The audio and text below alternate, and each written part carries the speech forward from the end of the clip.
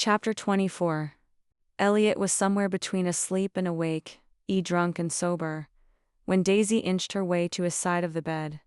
He draped his arm over her waist, and she snuggled in closer, the haze of sleep making it safe. She was a dream in his arms. There was nothing to overthink when she sighed, her breath skimming over his neck. Conscious thought was not an issue when she pressed her lips to his throat.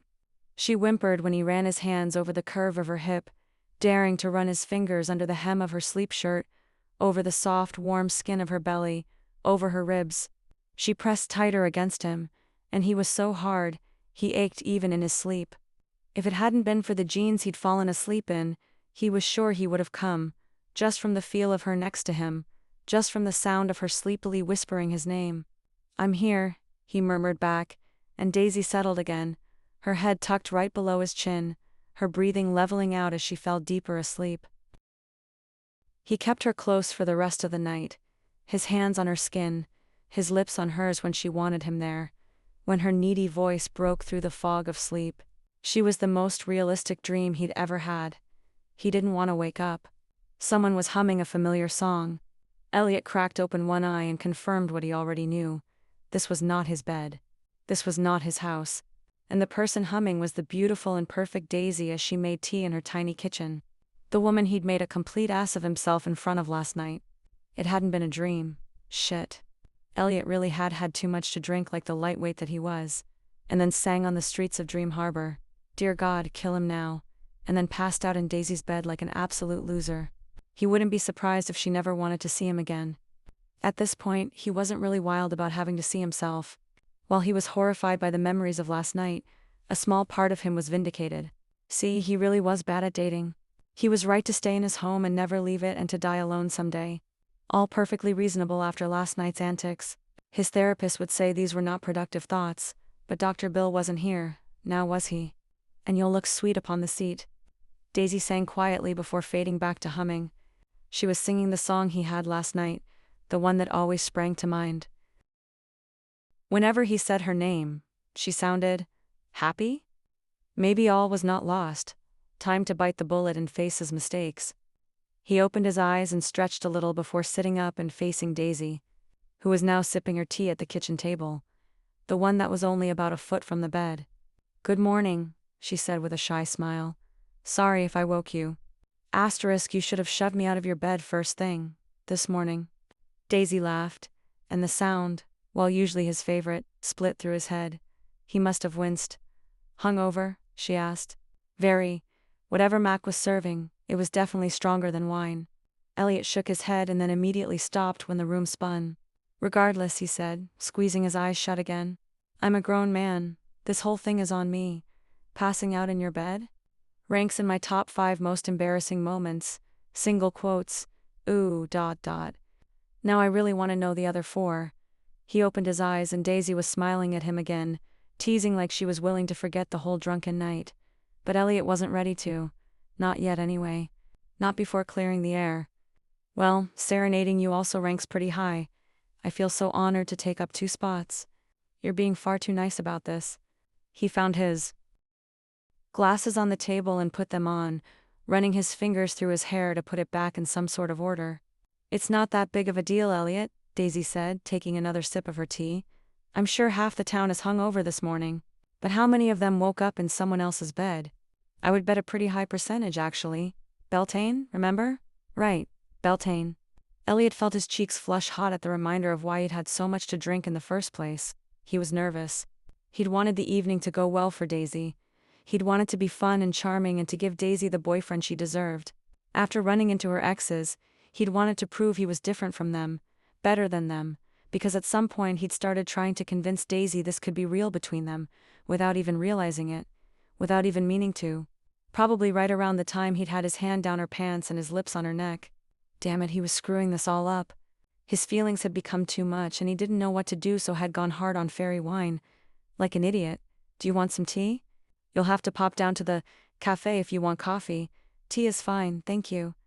Daisy prepared him a mug and handed it to him where he was still perched on the edge of the bed. He just needed to make this right. "I'm sorry, Daisy, for what?" Elliot sighed. "For ruining your night. You didn't ruin it. I drank far too much. inflicted my singing voice on you, and then took up 3/4 of your bed. Daisy rolled her eyes like he was being overdramatic. We had a great time at the festival. We ate and drank and danced. It was a perfect evening. Tell me you remember that much. I remember it all. Good. Daisy crossed her arms over her chest, like she was angry with him now for ruining her memories of their night. And then you sang a song that is near and dear to my heart, as we walked home together under the stars, and while we didn't end the night in quite the way I had imagined, you kept me warm all night long. At her mention of it, more memories flooded in. Memories of him holding Daisy in the night, her soft little body tucked against his, of her sweet sighs brushing across his neck, of the way his hands had roamed over the delicious curves of her. You're pink again, she teased. I know. You don't have to be sorry about anything, okay? He nodded and she came to stand between his thighs, the way she had last night. But now his mind wasn't hazy from the wine and his hands were sure. He gripped her hips and tugged her closer. How did you imagine the night would end? He asked, and Daisy smirked. In the traditional Beltane way. Elliot swallowed hard, his hands tracing from her hips to her waist and back again. Time for honesty. Time to tell her what he should have told her yesterday. But I'm glad it didn't, she added, beating him to it. Elliot's heart dropped with a devastating splash into his still wine-filled stomach. You are? Yeah, I mean, better to not confuse things between us. Better to keep this platonic. Platonic? Elliot echoed, his newly patched heart breaking all over again. Even though it shouldn't be. Even though none of this should be a surprise. Yes, platonic. We're friends, right? She looked down at him, studying his face, her fingers raking through his hair again like she'd done last night, and Elliot could cry at the feel of it, of Daisy touching him, of Daisy telling him this was all they would ever be. He swallowed hard. He couldn't sleep with Daisy and pretend it didn't mean anything, not when he knew it would. He'd told her that and she clearly didn't want it, didn't want him to fall in love with her. So, friends it was. Late for him. Daisy didn't need to know that it was already far too. Yeah, of course, friends. Would be too weird now. We can stop fake dating if you want, she said. Have you booked any weddings yet? She shook her head. And what happens if we break up now? He asked, already knowing the answer. Their breakup would just be more evidence of Daisy's bad luck and love, and all of this would have been for nothing. Daisy shrugged like it didn't matter to her, when he knew it did. It meant everything to her. Okay, so we keep going, he said, signing himself up for more pain. At least until you book a wedding for next year. How about that? She bit her bottom lip, thinking like she wasn't sure this was a good idea. And we still have research to do on these look-alike ancestors of ours. So, we might as well let the town think we're together while we do it. True, she still didn't sound convinced. Afraid you won't be able to keep your hands off of me, he joked. I think I can manage, she said with a smirk, even as her hands moved from his hair to his shoulders.